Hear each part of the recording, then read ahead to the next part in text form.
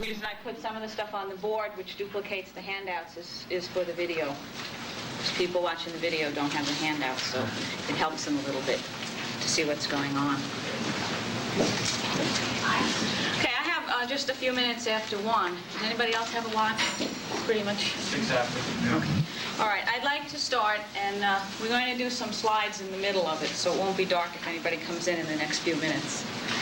I'm Carolyn Fura from Tinmouth Channel Farm, and the subject of this workshop is landscaping with herbs.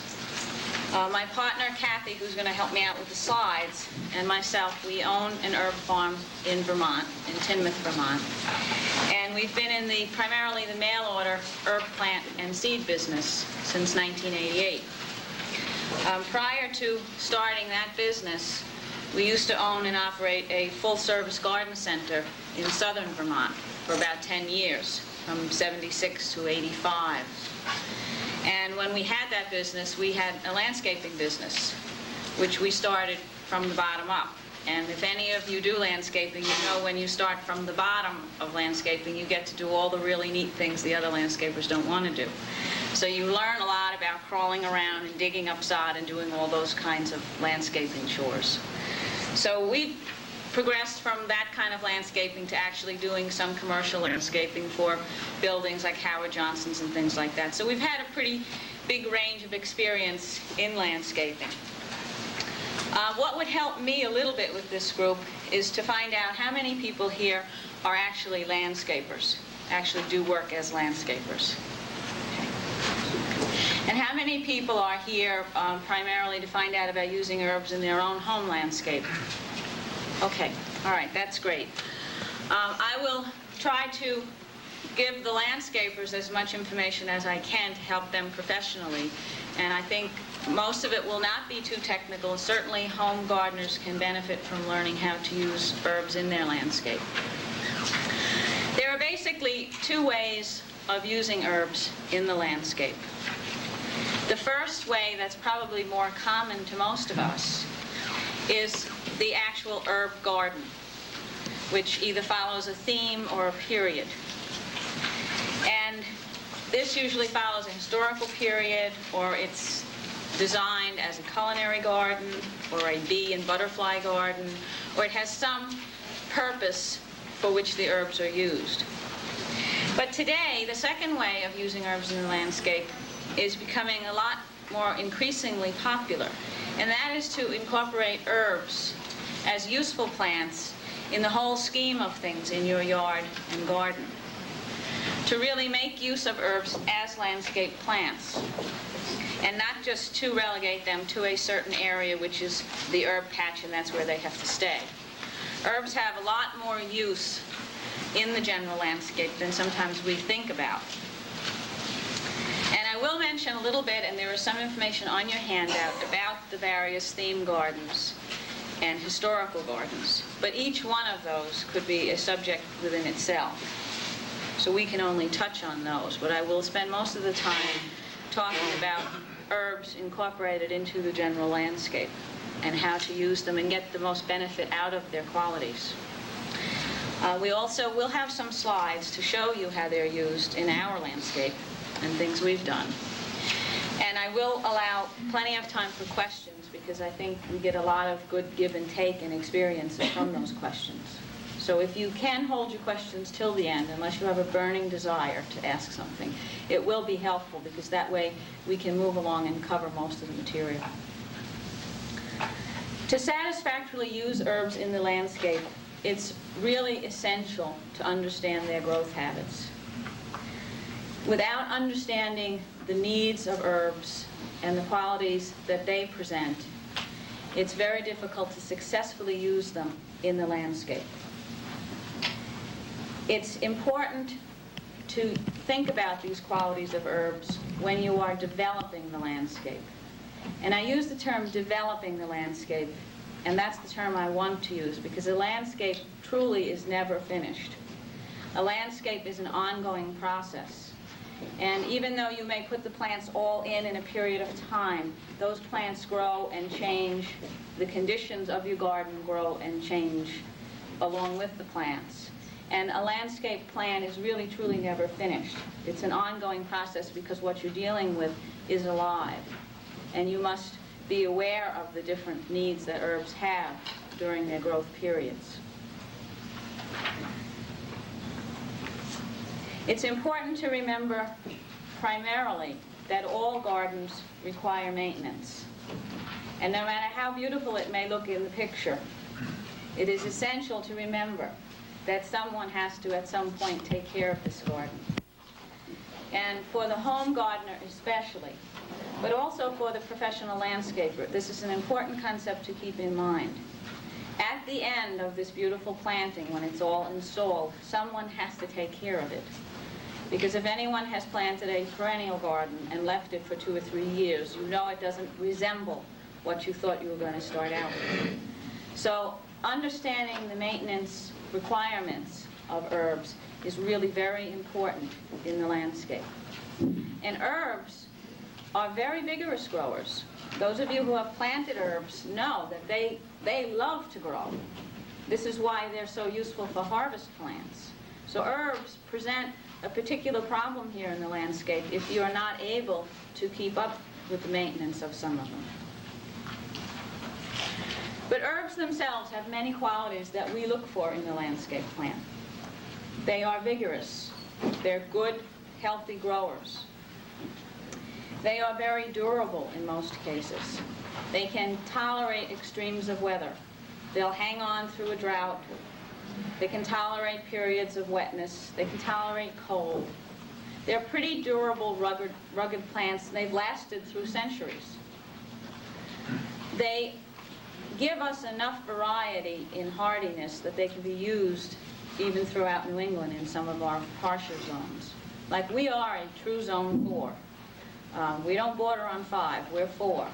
So in order to winter over some things like some of the lavenders and santalinas, we have to really pay attention to winter mulching.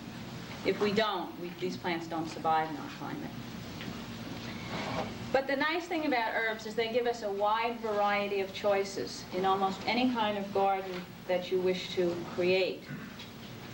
They have lots of different colors, textures, and shapes.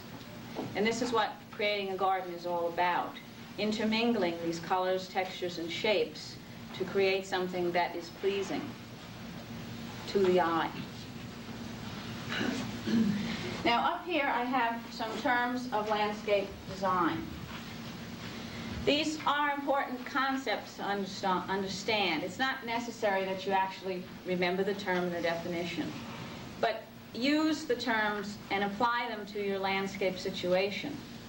They are very useful not only in creating a landscape, but they are also useful in evaluating an existing landscape. You may have a garden or a border somewhere that you're not happy with, but you don't quite know what's wrong with it. You look at it and it doesn't please you for some reason. By applying these terms to that garden, you may be able to get some insight into what's actually wrong with that garden and be able to change it into a more pleasing garden. The first one is accent. And that means very simply a feature that draws attention to itself, something that stands out in the landscape. It could be a tree or a larger shrub in a perennial border. It could be statuary, such as a bird bath or something else in the garden, something that stands out in the garden. And accents are important to use to draw attention to areas in the garden. The mistake you can make with accents is using too many accents, and therefore you have no accent anymore. You have all gone past houses that have so much statuary in the garden or on the lawn that it becomes a blur, and you wonder sometimes if they're selling it. We've all had that kind of thing. Or if you put too many trees in your border, you no longer have a garden. They have the beginnings of a little forest. So accents can be overused, and it's important to understand the purpose of the accent is just to draw attention to that item. Density is another term which means the apparent weight that an object has. If you look at different herbs, you would see for yourself that plants like dill and fennel, because they're light and airy and wispy, have very little density. But plants that are closely clipped, such as Santolina or a well-trimmed rosemary plant, will seem to stand out more in the landscape. They have what is called more density. They will also seem closer to you in the landscape because they are more dominant. So when you use these plants, it's important to intermingle some of the less dense plants to give some depth to the landscape border. The next term is harmony. And this is something that you start out trying to achieve, and it's one of the most difficult things to achieve. It's trying to achieve a satisfactory relationship between unlike things. It's very simple to achieve harmony if you just plant all rosemary. But when you start to plant different plants next to each other and different colors next to each other, sometimes when it comes out of harmony, it starts to almost shout at you, or it looks wrong. It's almost like looking at a painting by Monet, which is very pretty and the colors seem to flow, or looking at a very bold modern art statement. In certain places, you may want boldness, but if your whole garden is a jumble of boldness, you will probably tend not to want to look at it. It's too harsh. So harmony is using objects that are different, but have some similarities, so you start to get a transition of colors or shapes or textures in the garden. Scale is something, when it's out of whack, is very, very noticeable. Scale should work to the size of the garden. If you have a small rock garden, you should use small plants in this garden. Any ornaments you would put in the garden should be small. Any paths through this type of garden should not be overbearing. You would not use very tall plants in this type of a garden. But if you are landscaping a very large garden or a very large border that may be some distance away that you have to view it, your paths can be bolder. You can use landscape plants that are stronger. You can actually use trees or shrubs in those borders because the scale of the garden is larger, so therefore the actual plants in the garden can be larger. You can also think about using groups of plants in a larger garden. If you have a very large herb garden, like half the size of this room, you could not make any significance by putting in one silver thyme plant. It would be lost in that border. So in order to have silver thyme show up at you, you would need to plant perhaps 6 or 7 in a group to have a massing of silver thyme so it would show up in that border. Otherwise it would become lost. So the more delicate the plants, it doesn't mean that you can't use them in a large area, but you do need to mass them so that they will be able to make a statement out of that garden. Okay, we also, on your handout, I just listed a few of the types of gardens. For those of you that are interested in creating period gardens or theme gardens, I have listed some of the examples that you could use. Okay, very quickly, their period gardens are Elizabethan, medieval, Renaissance, colonial gardens. When you go to create a garden like this, it takes a lot of research into history to understand the types of materials that were used at that time. Pressure-treated lumber just doesn't go in a Renaissance garden. And people will try to create them like this, and they won't understand why they don't take on the look that they should. So it is important to study history to create this type of a garden. And if you go to some of the recreated villages like the Plymouth Plantation or Sturbridge, you will see that they use the old wooden planks and hand-hewn type lumber in some of the raised bed gardens. And that's from the period that these gardens were developed. So this is also a study in history, creating these types of gardens. And as I said, each one of these could take up a whole session. The theme gardens, which are becoming more popular, and people are requesting landscapers to put in theme gardens for them, or just wanting to do them themselves, are medicinal, which again takes a great deal of research, learning what herbs are medicinal herbs, which ones can be used, which ones have been used in history as medicinal herbs. A fragrance garden, which gives you almost the full-blown range of any herbs, because most herbs are extremely fragrant. A dyer's garden, which again takes research into what plants were used by Indians and by colonists to dye clothing, to dye wool. An everlasting garden, which people plant generally as a useful type of a cutting garden, where they're planting flowers that they can harvest. A Bible garden, which again is learning through history what herbs were mentioned in the Bible and the uses for them. A lot of these theme and period gardens are excellent projects for schools too, for 4-H groups, to have children study them and then learn something about history as well as plants. A kitchen garden, which is probably our most popular theme type herb garden. That's the one most people start out with, basically, because they want to start over a kitchen garden. And a bee and butterfly garden, which I think is kind of a funny term, because I have always found no matter what plants you plant, if you plant a lot of flowering plants, and you'll always have bees and butterflies. But this has become a thing that some people want to create, a place for bees and butterflies. And it's certainly not a bad thing, but if you are into flowering plants, it's not very hard to attract bees and butterflies. But these are featured in magazines as separate gardens to plant, and it would incorporate just a great deal of very fragrant flowering plants to attract them. Now, factors that are going to influence plants that you can select. I mean, you can get an herb book, you can get an herb encyclopedia, you can have lists of 300 to 600 different kinds of herbs that you could choose from. But there are factors that are going to influence which ones will work for you.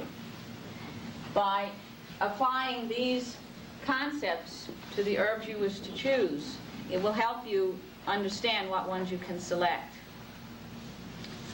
Location probably will dictate the strongest terms on what, as far as plant selection, wherever you choose to situate your herb garden, or to use herbs in an existing border. The boundaries of an herb garden, or any garden, have to in some way be set. Whether it is a simple edge in the lawn, somewhere your garden has to start and has to end, if it is to be called a garden. Otherwise, it is really a wild landscape, which is fine. But if you're talking about a garden, it has to start and stop somewhere. Many boundaries will be natural. They could be a fence, a stone wall, a building. So some of your boundaries may be set. Other boundaries may have to be created. And a simple thing could be just an edge, just by taking a lawn edger and edging out the sod. But boundaries will dictate certain plants that you can use. You cannot, and you should not, plant herb plants that are susceptible, such as bee balm, to mildew against a building where they get poor circulation. They need the circulation to avoid these diseases, especially in humid summer weather, which we seem to get a lot more of. So the boundaries of your garden will in some ways influence the type of plants you can use. The size of your garden, when we discussed scale, will also influence the types of plants that you can choose and the amount of plants you will need. The view of the garden is an interesting concept that a lot of people don't take into consideration until they've already got the garden in. How are you going to view this garden? Is it going to be a garden that you view up close because you're going to walk through it or work in it a great deal? Is it going to be a garden that you're going to view from afar? You're going to be sitting on your porch and your garden is 100 yards away. That's a different type of a garden, and it will need different kind of plants to give you any pleasure from it if it's just planted from a viewpoint. Are you going to be sitting up somewhere looking down at your garden? This is different than looking straight ahead at a garden or looking up a slight incline at a garden. If you have too many very tall plants, when you're looking up at them, they seem to just go up and up into the sky, and it doesn't have a very nice impact. You need something as a background to bring the plants down. So how you're going to look at the garden is a very important thing that a lot of us don't really think about. And you should think about it before you actually start planting the garden. The exposure is also a very important concept, especially in the New England climate, because the winter exposure, while most people will say a southernly exposed garden is the best garden to have, it's very nice in the summertime, and the herbs love it. It can also be very hard on them in the wintertime, especially if we don't get enough snow cover and you get harsh winds. The winter winds can really destroy some of the more woody evergreen type herbs. So exposure is going to dictate whether some of the herb plants you like can be used. A northern exposure is certainly going to limit types of plants you can use because you will not get a great deal of sunlight. So exposure is important when you're planting your garden. The soil, of course, is a very big factor in planting your garden. Soil, of course, can be amended and improved, and most of us are very into working and improving soil. However, it's very difficult unless you take it all out and put new in to totally change the structure of that soil. And if you have a wet area without really getting into a lot of drainage and other types of situations, it's going to be difficult to really change that condition. Even a raised bed, unless it is raised high enough, if you just put one little piece of lumber down and put some soil in, that ground is still going to be wet, and it will still wick up a lot of moisture. So a raised bed over a very wet area is not the answer. So the type of soil is going to be important, and it's also going to dictate how much work you actually have to put into it before you can get some good growing soil. The time devoted to care. This is a very important concept which I touched on before. But if you are going to have a garden that's not going to get a lot of care, then you don't want to choose a lot of the herbs that need a lot of trimming or have a lot of mildew problems. You want to choose herbs that are more durable and fairly carefree. There is no such thing as a no-maintenance garden. A few years ago, when perennials became the rage, we used to have the garden center. People would come in and they would ask for the plants you don't have to do anything to after you plant them. And anybody that has planted perennials knows that perennials are not maintenance free. They need to be divided, they need to be trimmed, they need to be deheaded unless you're going to have them seeding all over the place. They need fertilizer. They do get disease problems. So perennials are not carefree plants. If you're looking to plant the simplest garden you can, is till up a patch of soil and fill it with annuals. Annuals will grow very fast, fill up the whole thing. They'll look lovely for the summer. The frost will kill them, and then you're done. You don't have to think about it. But if you want to get into perennial gardening, you have to figure in that maintenance time. And there is maintenance in a garden. The next thing is the purpose of the garden. Why are you planting this garden? This will also influence the types of plants you're going to choose. Is it to be just for your enjoyment to look at, such as a perennial water using lots of herbs in it? Is it to be a useful garden for harvest? Do you want to get a lot of dried material out of it, or a lot of culinary material out of it, or a lot of medicinal material out of it? The purpose of the garden should be decided before you start going into a place and just buying plants. Also, the garden may just be a place for you to go. You may want a very small garden where you just want to go to relax, to think, to read, to meditate. whatever you wish. And that can be a very small, intimate type garden. So gardens can be anything that you wish to create, but you should have some purpose in mind before you begin the planning stages.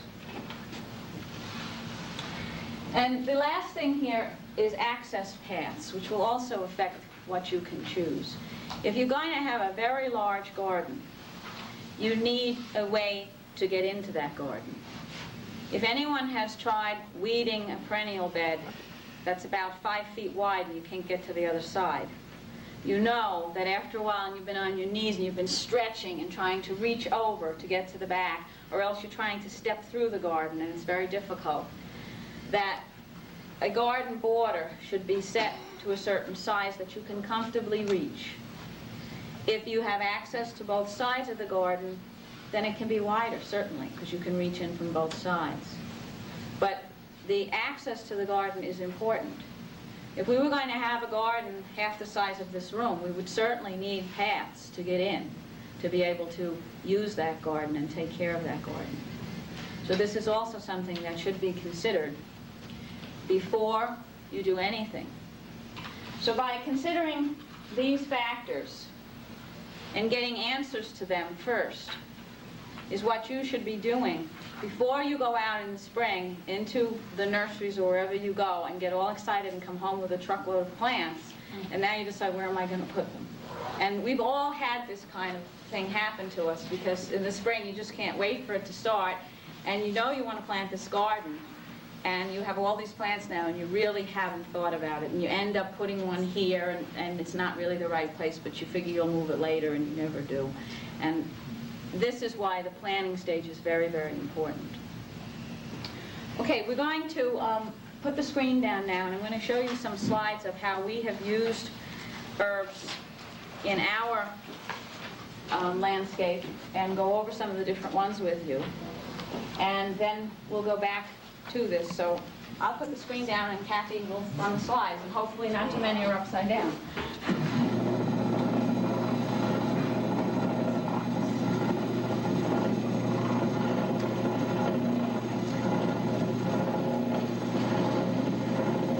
This will also give some people a chance to take a nap. Oops. You want to go? Can I crack that off a little light? Will that help, do you think? I think this is an on-off situation here. Is everybody ready? Okay. Okay? Okay. Okay, this is just a shot of some stock plants, just to show you some of the different textures of plants. Some of the sages and mints and thymes, and it's dark, but it's just to show you some of the many textures available in landscaping with herbs. Okay.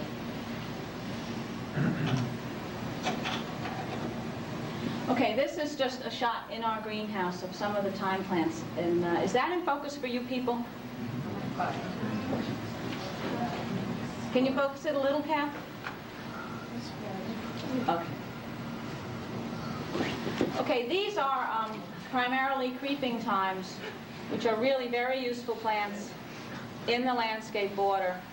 They grow very fast, and you can really plug them in very fast and create a beautiful border by midsummer, and most of them will flower. So they are a very useful plant in landscaping. Okay.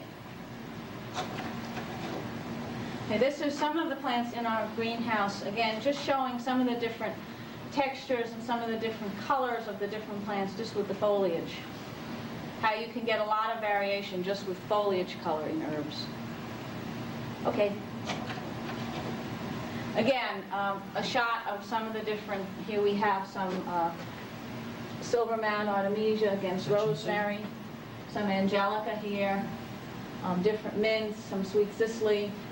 In the middle there, the darker color is a bronze fennel, which again gives you a very wispy, very light, not a very dense type of a plant.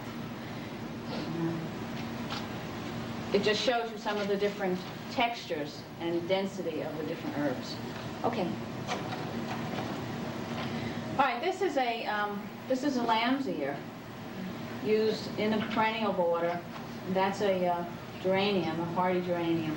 And that's actually planted in front of a dwarf lilac.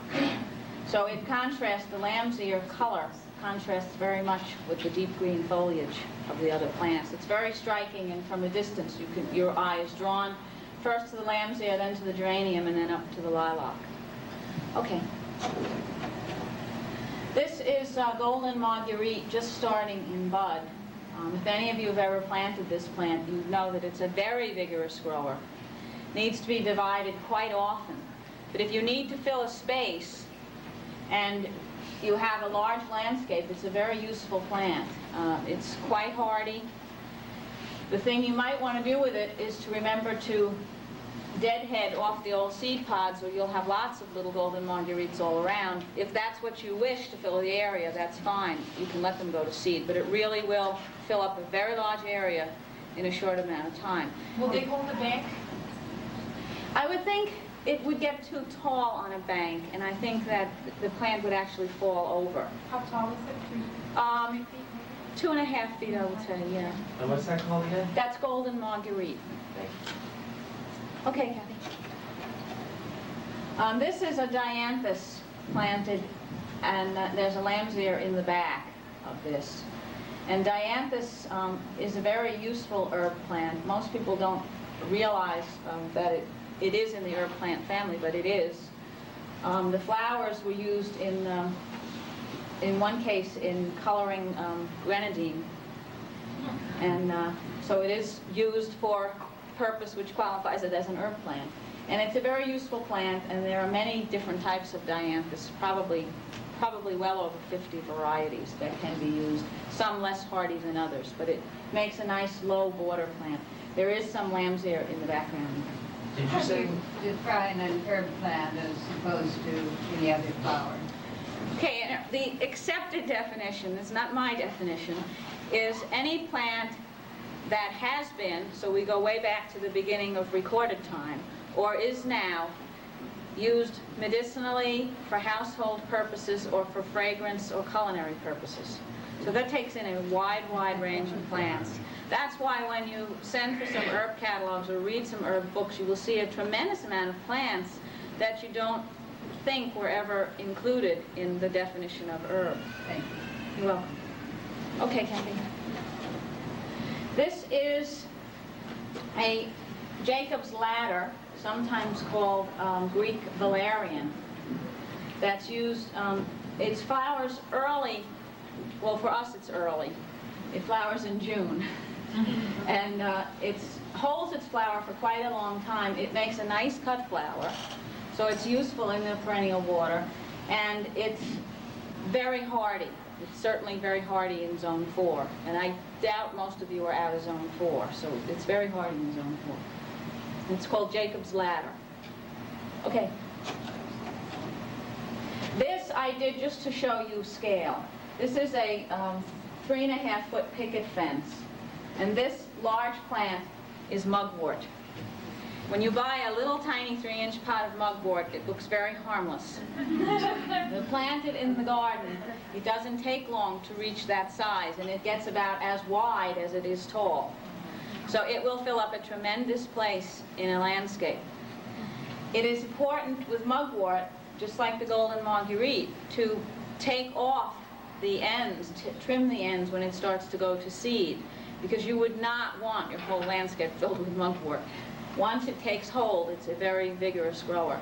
It does not spread particularly by runners, but it does spread by seed. And it doesn't take a long time to achieve that size. That's probably a 2-year-old plant. The first year it's about half that size. So it will fill a large space in the landscape. Okay, thank you, Pam.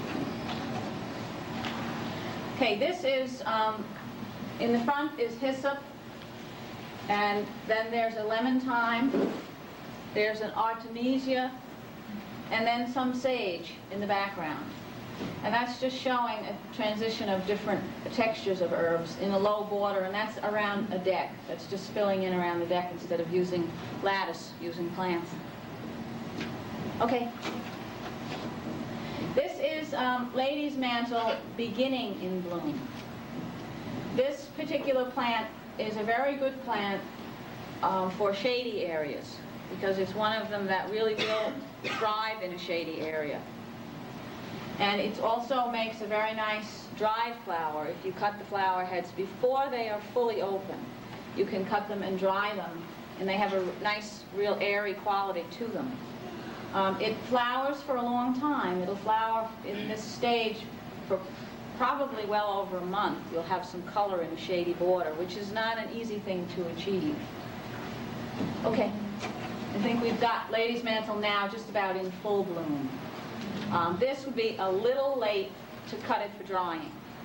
You would want to cut it for drying more in the beginning slide, the first slide. But it will hold that bloom and color. Ours is still blooming now in the landscape. So it's a good, long blooming perennial. It's also admired very much as a plant. The way the leaves are shaped, it catches the dew and it sparkles in the early morning. It's just a very attractive plant, and this one is relatively maintenance free. All you'd have to do at the end is just cut down the old foliage. Okay. This is planting using, this is Artemisia Powys Castle. That's an Artemisia which is not invasive, which is a nice thing to have in an Artemisia. Probably most of you are familiar with Silver King or Silver Queen, which you know once you plant it, you're forever trying to pull it out, unless you plant it in a separate place where you would like it.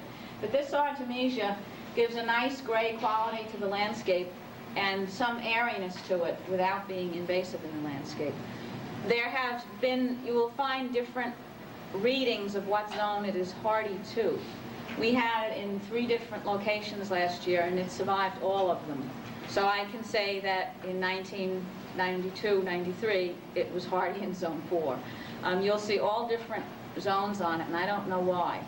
Maybe it just hasn't been trialed enough to really find out when it is hardy. But it did survive for us last year. Okay, thank you. Okay, these are some scented geraniums, which I think people forget about using them in the landscape, and they can really add a lot of interest in the landscape.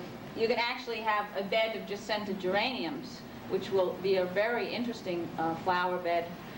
They are tender perennials. They do need to be brought indoors, but the leaf texture, the leaf coloring, the flowers, and the shapes of scented geraniums make them very, very interesting specimens, or at least worthy of being used as accent plants. And they really have a variety of uses in the landscape. And some of them will get to be quite tall. Some of them will get to be 2.5, 3 feet tall in the landscape. Okay, thank you. This plant here is one, again, that's not used a great deal. This is dwarf sage. And it only actually gets to be about, the actual foliage, about 12 inches tall. But the flowers, which you can see just above the foliage, are very prolific. It's an extremely hardy sage. It's much hardier than any of the other sages. And it gives that nice gray-green quality to the landscape.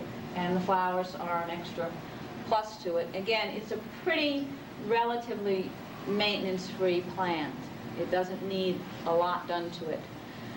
It would not be pruned back in the fall because it is a woody perennial, so you wouldn't want to cut it down. You would trim it slightly in the spring. Okay, thank you. This is just a mixed border. In the back are golden marguerites. There's echinacea, which probably most of you are familiar with. There's some bee balm in there. There's some delphiniums in the front. Some astilbe, some delphiniums in the background. But just showing you a variety of color and texture in a very small space using a lot of different herb plants. Okay. This is a close-up here of lamb's ear, which a lot of people use the actual ears in wreath making. They dry them.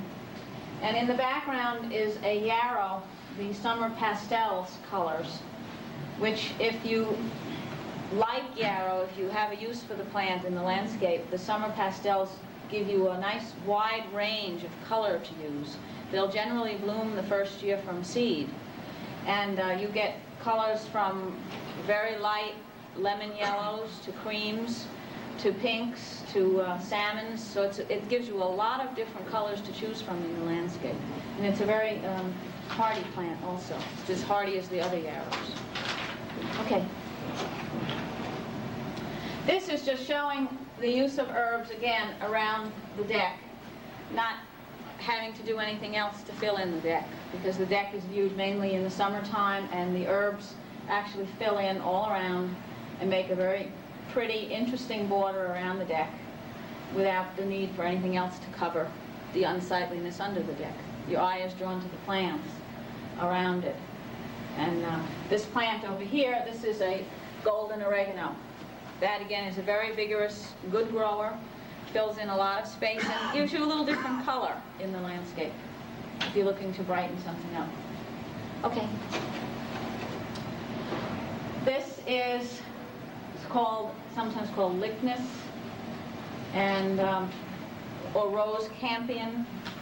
It is not a durable perennial. It doesn't live many years in the landscape. However, it can be valued for the boldness of the color and the grayness of the leaf if you want to accent something in the landscape. It probably would be a little bit more durable in this climate, but in our climate it lasts maybe 2, maybe 3 years, and then it needs to be replanted. But it's certainly a striking looking color if you're looking to brighten up a green area. Okay. What's the name of that again, please? The rose campion. This is a broadleaf chive with pink blossoms, and in the back of that is hyssop. So there's a pink against a blue background. And I think a lot of people overlook the use of chives as a landscape plant. They blossom, and they're very pretty when they blossom. We tend to have them in our vegetable garden and love the way they look. But you also should consider using them in a landscape planting, because they're certainly hardy, and they certainly don't require a lot of maintenance, and they will bloom for a relatively long period of time. And this is a particularly interesting one that we have, and we're going to be trying to save some seed from it. Okay, thank you. This is just to show the use of mint as a ground cover in an area. This grass is cut, so we don't really care if the mint creeps out into the grass.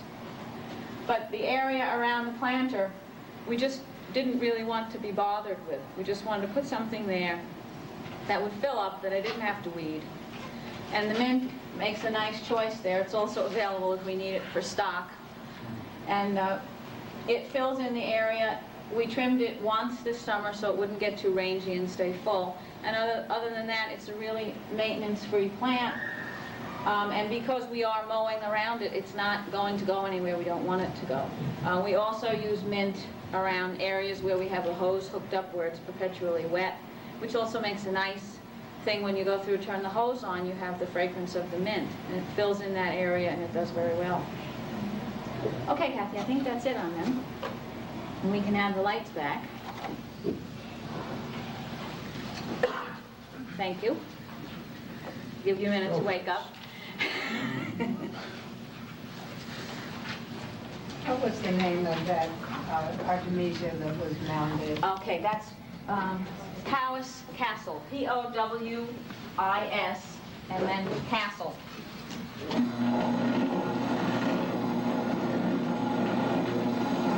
That's a relatively new plant that's been available. It's becoming more common now in magazines to see. How is it with the silver mound? Okay, I can show you how it's different. The silver mound, I'm sure you're aware of, has the typical mound shape.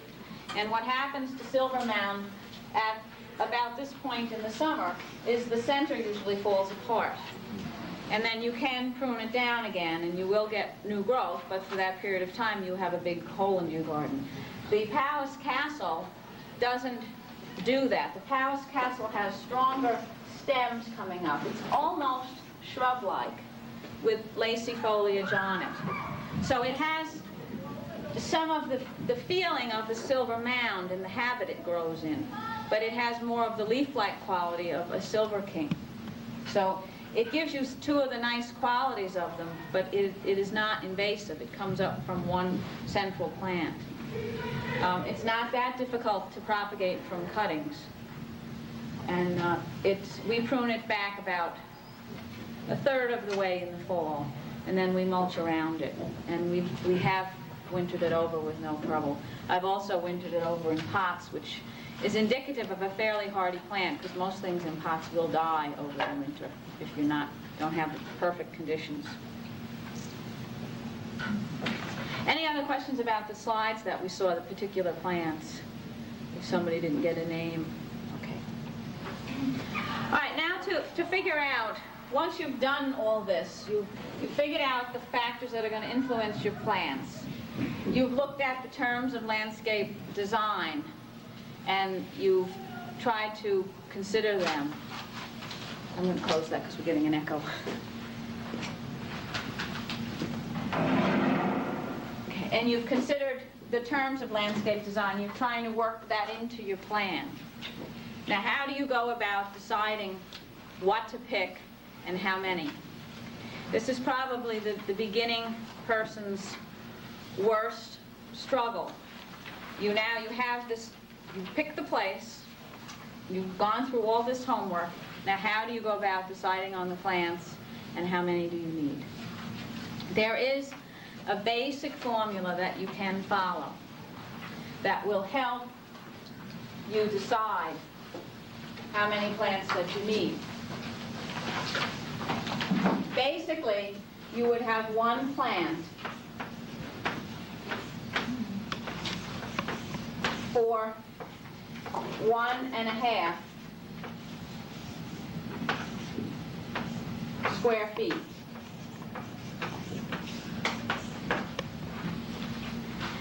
Now that is a basic plan. If you're going to go to larger landscape plants, if you're going to use a lot of mugwort, or you're going to use other very large, vigorous growing plants, if you're going to use lovage or things like that, you certainly would up that. You would go one plant for perhaps 2.5 square feet. But if you're going to use small plants, one plant basically for 1.5 square feet to start your garden is a good general rule to follow. So in other words, if you have a garden that's 10 by 20, you have 200 square feet. Now, before you do the calculation, you need to take out the permanent factors. If you're going to have a bird bath, you have to figure out the size of that and subtract that from your square footage. If you have a permanent feature in that garden, like a tree or a shrub or something that's there that you're working around, you need to subtract out that square footage. So what you're actually looking for in terms of square footage is the actual amount you have available for planting. So you take out your permanent structures and you have a certain amount of space left over. And you would divide that by 1.5, and that will give you a basic idea of how many plants to buy. If you are a raw beginner, buy less. Buy a few less. You can always buy a few more.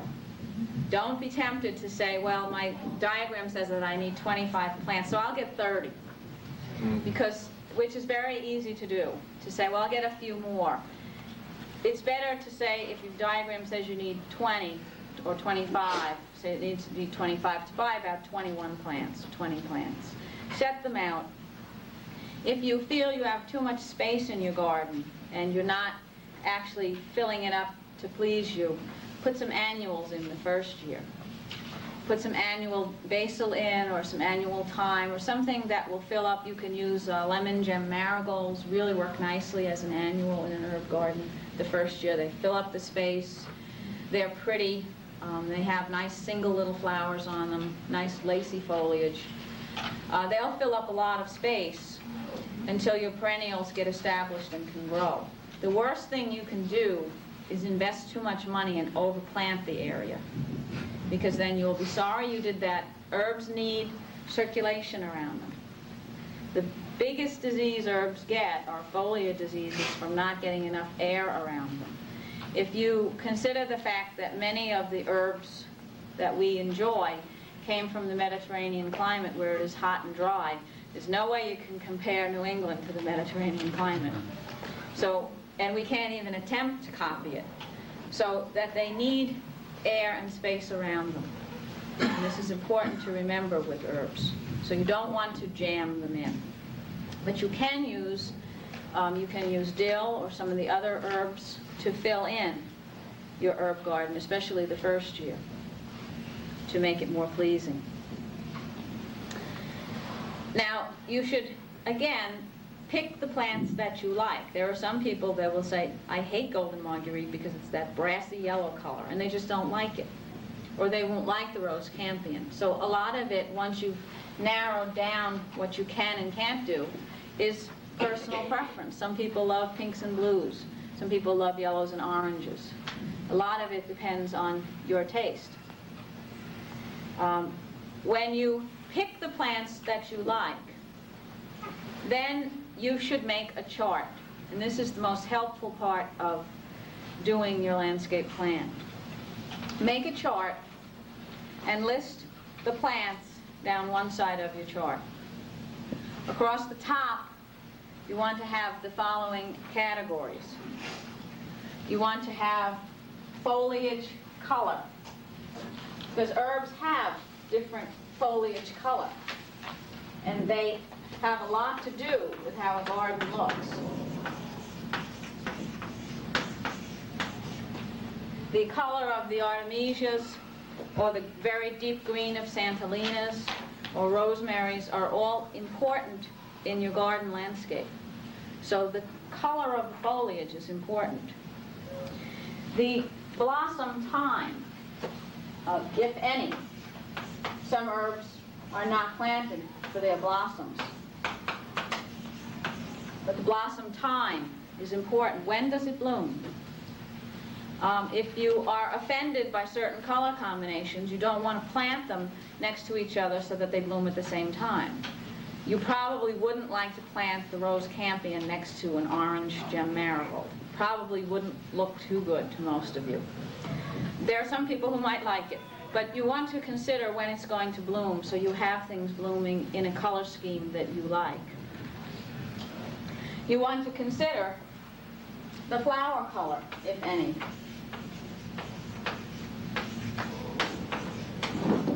Does it flower, and what color is the flower? There are some people who will come in the greenhouse and look at a plant and they say, oh, I love that plant, I want to buy it. What color blossom does it get?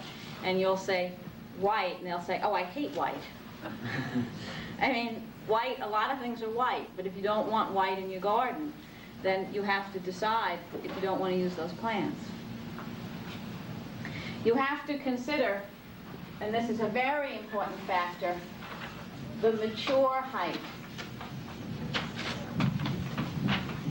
Because herbs can be very deceiving, which is why I showed that picture of the mugwort, which was well over the picket fence size.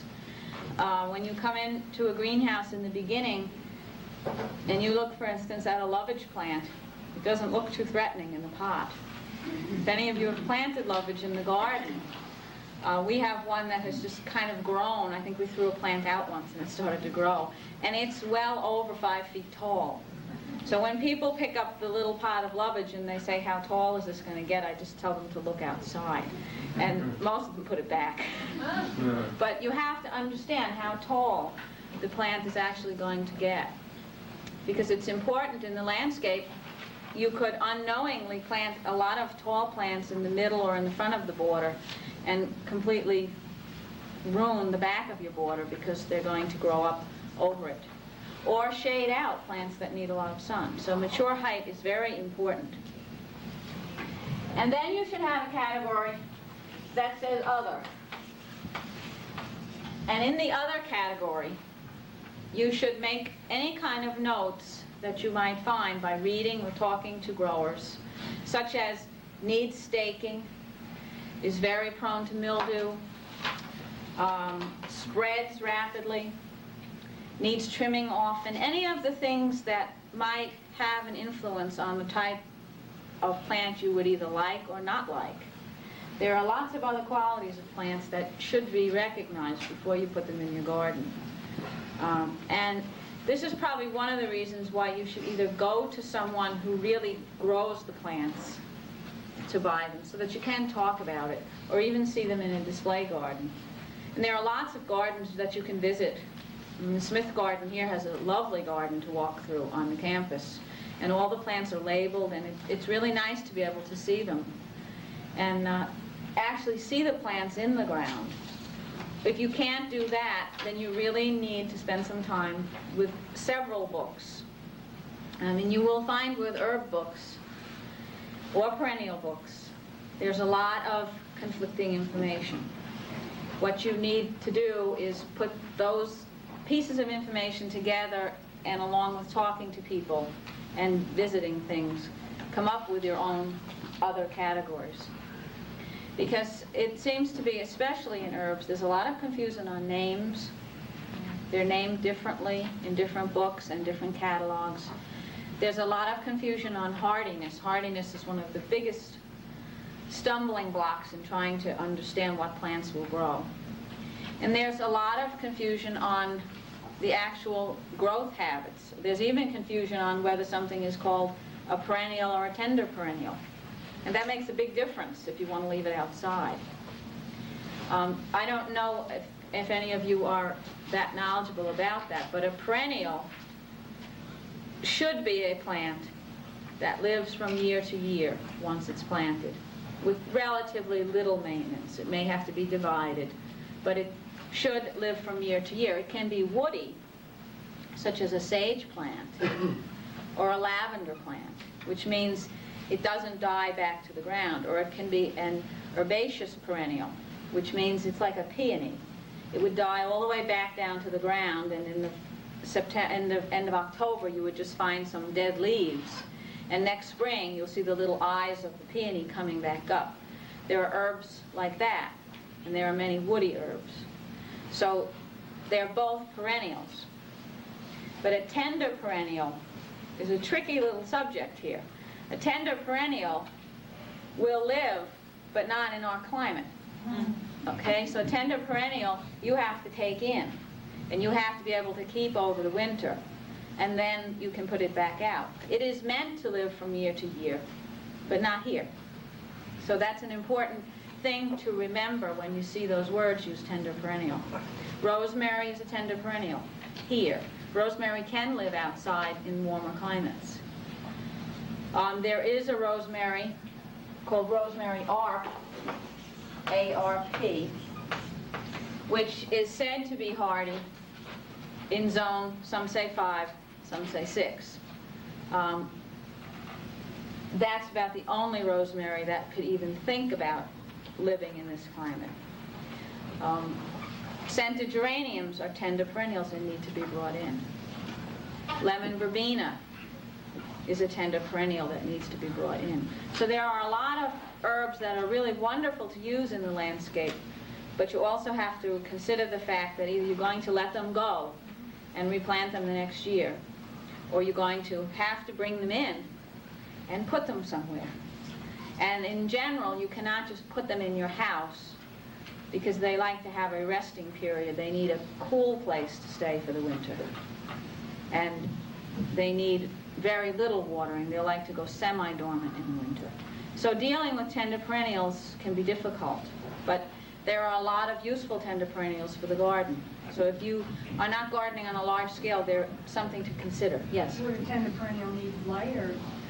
Some of them, yes, like a tender perennial that keeps its leaves would need light, like scented geraniums and rosemary. But lemon verbena is what's termed as a deciduous tender perennial, so it's going to drop its leaves when the light is in its lowest cycle, just like foliage trees do.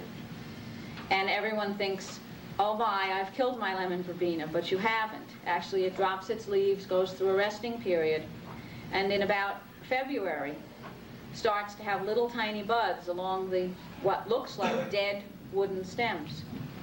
That's the time you bring the lemon verbena back out to light and start gradually watering it. Is that true for then the way you care for like a poinsettia? A poinsettia is a little bit different because a poinsettia needs a dark period in order to set its cycle to turn color. So a poinsettia is a little bit different. It doesn't drop its leaves. It shouldn't drop its leaves. If it does, it's in trouble. But it's a different kind of a plant. Can you put straw on it and protect it for the winter outside? Which plant in? I mean, rosemary? Certainly not in zone 4. Rosemary, if you read different books, some will say they're hardy down to about 25 degrees above zero. And some will say 28. Some will even say 20, but I think that's pushing it for rosemary to actually live. So this is why I'm saying I don't see that this plant is going to be hardy in zone 5 because it gets colder than 20 in zone 5. I'm talking above. But I wanted to use it in the wintertime fresh. Yes. And I tried to put it in the window and it just dried up. Okay. Rosemary is really not that hard to winter over, and I think this is probably, it's the most common question we get. We get it so much we have a little literature published when we're at different shows. We just hand it out. This is how you take care of your rosemary. But rosemary, when you bring it in, there are several mistakes people make with any tender perennial you bring in. They don't think of digging it up until the weatherman says we're going to have frost tonight. So then we run out and we dig it up. We take it from the ground and we bring it in the house. This, first of all, shocks the plant. If you're going to choose certain tender perennials to bring in, you should be, at the end of August, figuring out where they are, where you're going to put them. And then, if you're going to have a very light frost, you can cover them, leave them outside. They're happier outside the longer you can leave them out. When it really starts to get borderline, and that for us that's about September 15th, we have to start getting serious on who we're going to save and who we're not going to save. Dig them up and pot them, and if you can at all, leave them out on a porch or a deck in the daytime. Put them close to the house at night or put them in a shed at night. But don't just take them from the garden to the house. It's too much shock. Let them get used to being in a pot. Let them get used to it gradually and still leaving them in their friendly surroundings. And when you bring it in, geraniums like to be very dry. Probably most geraniums are not killed by underwatering. They can take it very, very dry. They can take it so dry that my grandmother and people of her time used to pull out their geraniums, hang them up in the basement, their roots just hanging from the rafters, and then in about March she'd start potting them up again. So they will hang on. But if you don't want to be that extreme, you can take them in pots, and you can keep them in a sunny window, but they like to be very, very dry. They don't like to be wet. They won't do well wet.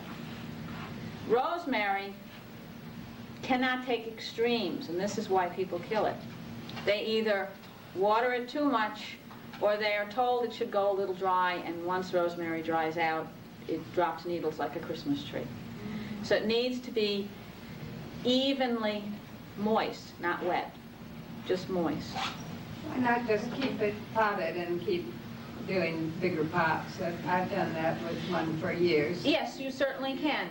Some people prefer to, as they say, just plug it into the landscape in a pot and dig it up, and then you will take it out of that pot and you'll do some root pruning on it and you'll put it in a bigger pot, because rosemary will develop very vigorous roots, and if you've taken a rosemary out of a pot that it's been in for a while, it's got a lot of brown roots sometimes piled up on the bottom, and you should not be afraid to take a knife and cut off some of those old roots. Old brown or black roots don't do the plant any good.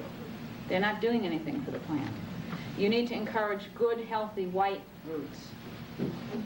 So I have a problem because I try to trim back the plant. What you're suggesting is we might better trim back the roots from different plants if we bring them in. Oh, sure, yeah. I see. You want to, it kind of looks quite severe sometimes when we repot rosemary, because we'll put it on the greenhouse table and take a knife and cut off a good piece of the root ball, like an inch or an inch and a half on the bottom, because those are old roots.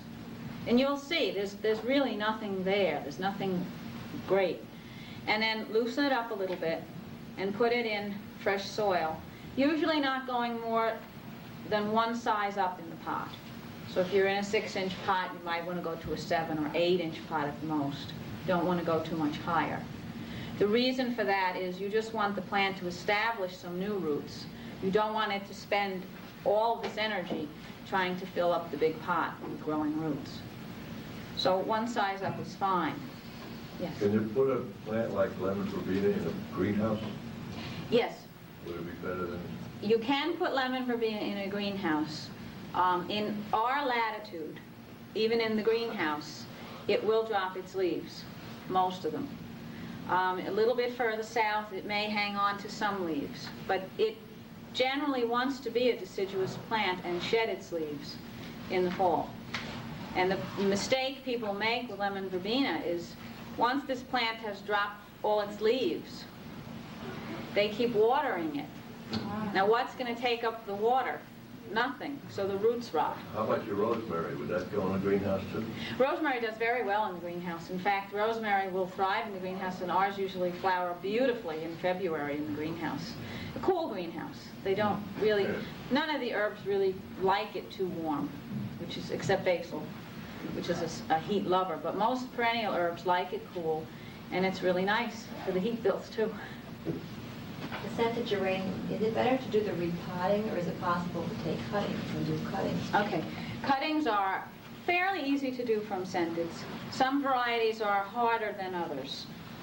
The trick with taking cuttings, and if you don't have a lot of space, and you have all these scented geraniums, and you don't want to take in all these big plants, it's a good idea to take cuttings. Then you can have some small plants and put them out again next year. Cuttings from scenteds adapt very well, taken about now through the end of September. It's an excellent time to take cuttings from scented geraniums.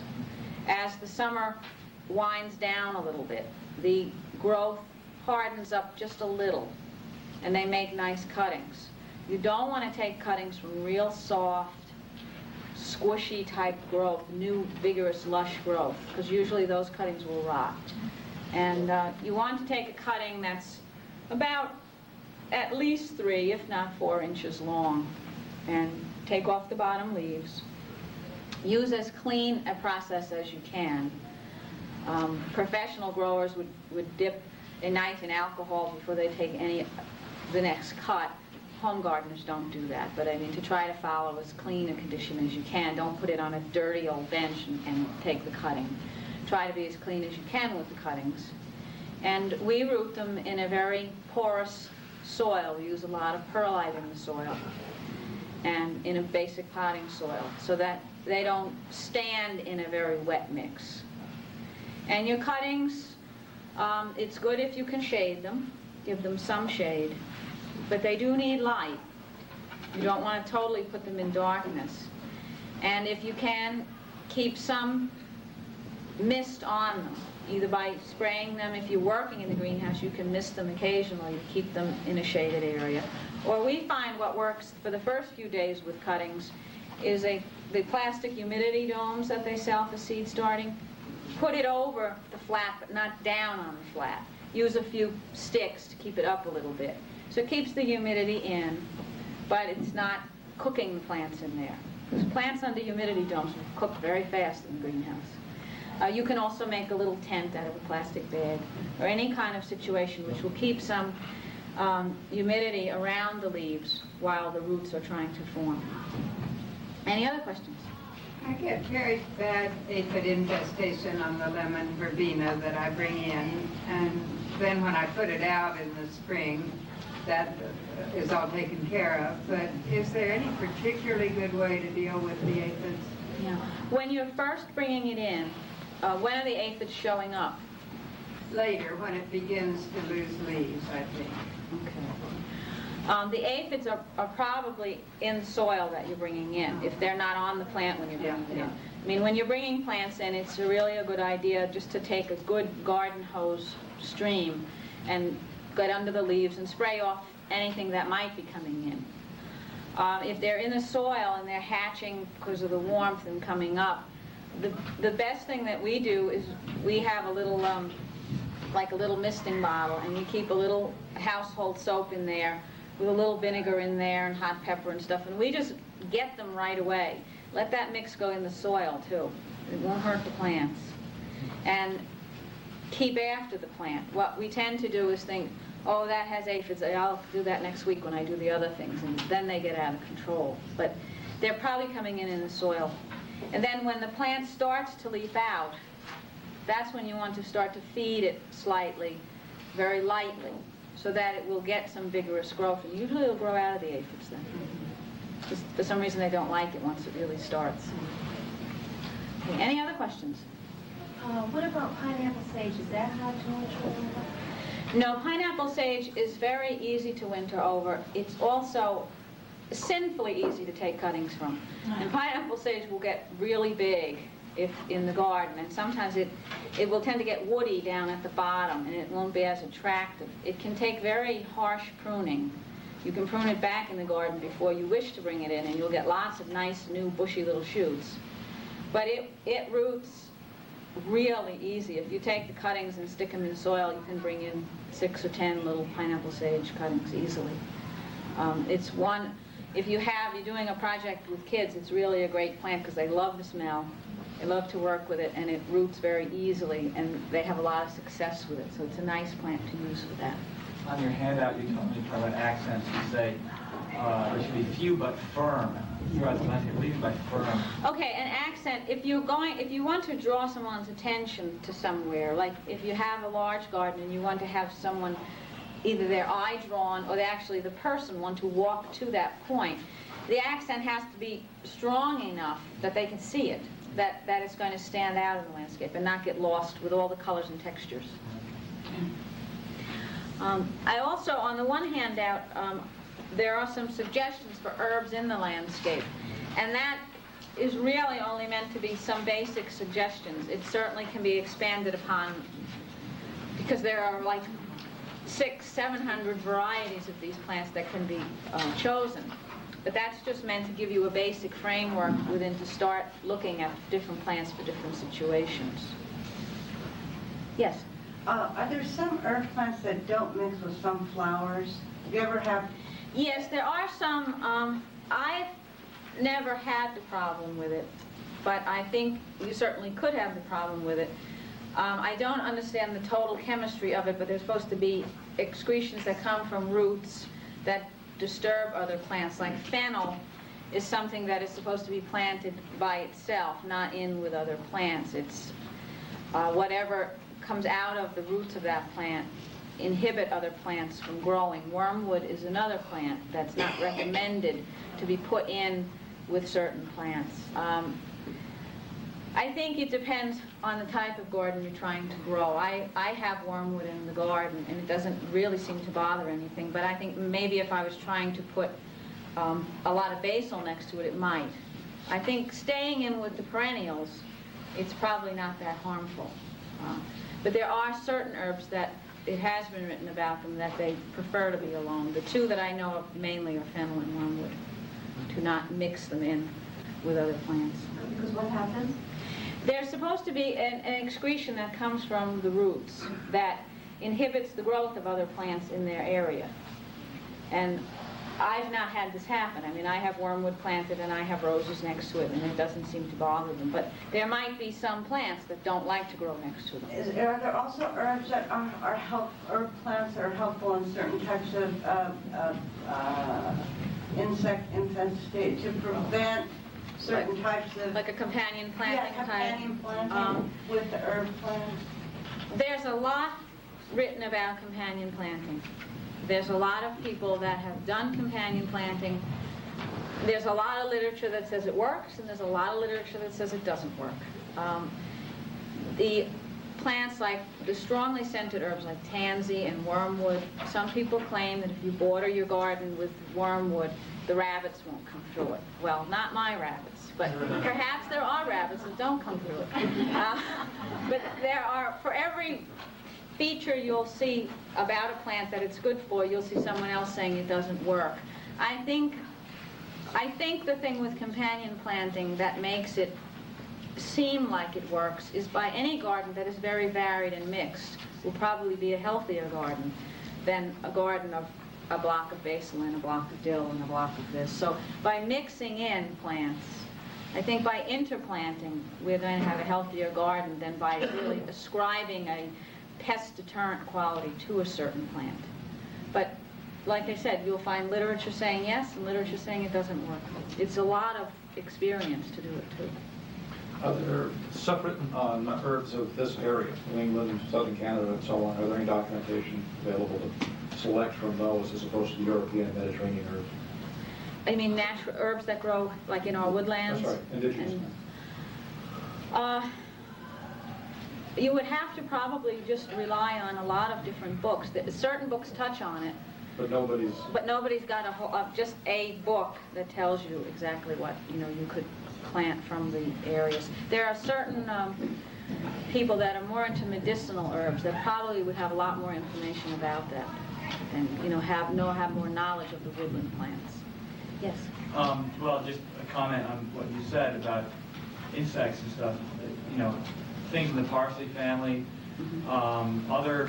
actually, in fact, a lot of the native plants have a lot more insect interactions because, the native plants, because they've had a longer time to evolve with the insects that are naturally here, so that they attract more insects, and 98 or 99% of insects are beneficial. So the more insects you attract to your garden, the less insect problems you're going to have of it going out of balance. So having more native plants, having the umbelliferae, the parsley, dill, letting stuff flower, Right. parsnips, carrots, letting them all flower attracts beneficial, parasitic wasps and hoverflies eat aphids, and parasitic wasps, Yeah. parasite Yes, different that- things. So that definitely is fairly well known. You can get Yes. lists of those kind of plants. We have had that experience. I plant a lot of dill amongst my cabbages and broccolis, and they do attract wasps. And we have actually seen wasps pulling out those little green worms and taking them. So it does work, but it's basically what you're saying. It's a combination of things, and the flowers attract the beneficial insects. And a mixed garden with flowers is always going to be a healthier garden because you've got a variety of things and you're going to have a variety of insects. And there's also, in Robert Corrick's book, Designing and Maintaining Your Edible Landscape, he has a list, 2-page chart that shows the whole bunch of different plants and what minerals they accumulate out of the subsoil and put into the tissues, and that Right. improves the health of the soil because they're starting to cycle to the topsoil. And that kind of thing can benefit too. I know comfrey is one of the best. It pulls up a lot of different nutrients, and if you start using that in your compost, using it as a what do you call it, a manure tea, effectively, you're fertilizing and improving the health of the plant. Yeah. Yeah, a lot of people grow comfrey just for compost, to put on the compost. Robert Corrick, Kourijk. Designing and Maintaining Your Edible Landscape Naturally. It's a very, very good book. It covers a lot of really good territory about the topic. Thank you. The mint that you put in the garden, you usually put them in pots so that they don't run all over, or could you use another technique about blocking the roots? We don't put mints actually in a garden that we wish to maintain. We use mints in places where we don't want to maintain something, actually, using them as a ground cover or somewhere where they can naturalize. But to put them in the garden, there are all kinds of theories. You can cut off chimney block tiles and sink them in. You can put them in flower pots if you don't put them up too high. Mints will root through the bottom hole in a flower pot and come out, and they will get wherever they want to go, basically. They're very, very hard to control, and I don't recommend putting them in a formal garden because you will get into trouble with them. But they're great to think of places you can put them where they do work. And they work in lots of places where you don't want to necessarily take care of something. And I think sometimes we think of ground covers have to be low, and they don't have to be low. There's nothing wrong with using mint in a shady area to cover the ground. I mean, why mow the grass there? Let the mint grow there. And it's a nice plant. A lot of mints get flowers on them, and they'll attract bees, and it's just a good plant to let be in the environment. Yeah, and it's amazing when our whole farm has a bunch growing wild now Yeah. all over the place, and you walk through it and go, wow. Yeah, it's a really nice thing too. It's a pleasant experience, and it's a lot nicer than having to mow the grass there and worry about it. And it makes a beautiful landscape plant in certain situations. All plants have their uses, but you have to understand where you can use them. If you put them in the wrong place, it's not the plant's fault. It's your choice of where you put it, and that's something very important to understand. You have to, before you start planting, make an effort to understand what this plant is. What is its personality, really? What is this plant about? And am I doing the right thing for it?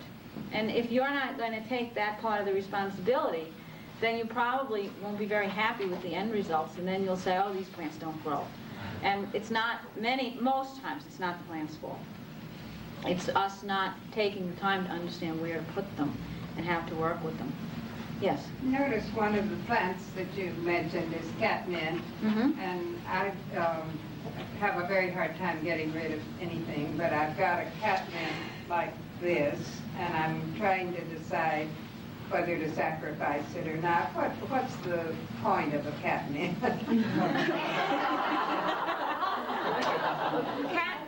Catmint is different than catnip. Yeah, it has. Is it the one with the little pinky? This one gets, well, the one we have has a blue flower on it, the catmint that we have. There are several varieties of catmint, so I wouldn't know exactly which one you have. But it gets, it mainly is an ornamental perennial, an herb plant. It's used because it's pretty. A lot of landscapers have taken to use it because it's fairly low in the border, and yours doesn't sound to be fairly low.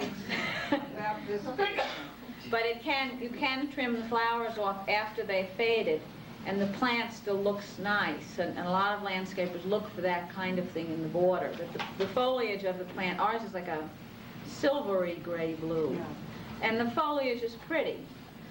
Also, we have a cat who thinks it's just great, and they're not supposed to eat it, but she likes it. So it does have some attraction to animals too. So it's an ornamental herb, really. Whether it's used for anything, other purposes, I don't know. If someone knows that it is, I don't know if they use it for anything else. Yes? Did you say mint is for shade? It's semi-shady area. Yeah. It won't grow in the full shade. It'll grow, but it's pretty weak growth, and the grass will overtake it in a real shade area. Okay, so but in a semi-shade, it'll do pretty well. Thank you. And to get the mint to become more vigorous is when it's up part way, cut it down the first couple of years, and it'll really take over, because those runners will really go to fill up that landscape area. Yeah. Yes. Are there many varieties of catnip? Or is catnip catnip? No, there is I know that there is a Siberian catnip, and there's another catnip. There are more than one variety of catnip. Yeah. There's also a lemon catnip, which is a nice flavor. People like that one a lot for tea. Do cats like it? Our cats do, but they're not fussy. Right. But the lemon catnip is nice, but it looks it's very hard to tell the difference. You can tell it a little bit in the greenhouse. I don't know if you could tell it out in the garden, but it's a nice plant. How do you keep your cat out of the catnip? The neighbor's cat just flattened it all down. I don't. I've given up. We have 4 cats. We just let them have some, and they're happy, and it's just one plant. I don't know how you would do that. Any other questions? Okay, if you don't have any other questions, then thank you very much. I've enjoyed talking to you. And if anyone